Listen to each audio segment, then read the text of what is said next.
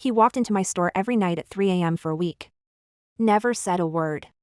He grabbed 3 things, a protein bar, a box of bandages, and a single rose stem wrapped in green plastic.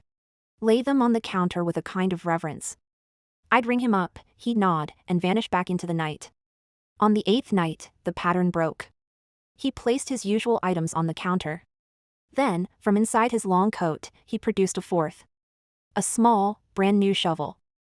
I looked at it, looked at him. My rule isn't just superstition. I've run this all-night junction for 15 years. You see things. Patterns. For items after midnight, it's never good. I can't sell you that, I said, my voice flat. Store policy.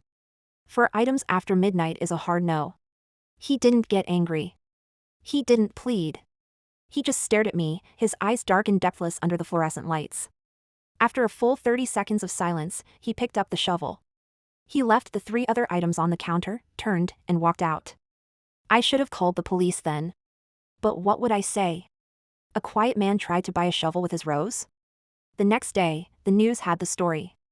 Hikers found a freshly dug grave in the pine woods north of town. Perfectly neat, 6 feet deep. Empty. But the police, following the disturbance, got a warrant for the man's home. His basement wasn't empty. They found soil samples matching the site, diagrams, and other things. The reporter on the radio said the lead detective called it a preparation space. They arrested him. He came back last night. 3 a.m. on the dot. The bell was silent, broken since the night he brought the shovel. He didn't go to the shelves, he walked straight to my counter and placed 3 items down. For the empty plot, he said. His voice was dry, like leaves skittering on concrete. It needs a caretaker. He turned and left, the door whispering shut. He wasn't preparing it for what was in his basement. He was preparing it for what wasn't in it yet. I fumbled for my phone. No signal. The little X over the bars mocked me. I lunged for the landline behind the counter. I ran to the front door, locked it, slammed the metal security gate down.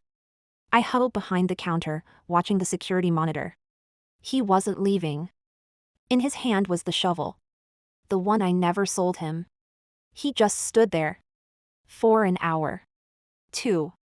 Then, he moved. Not toward the door.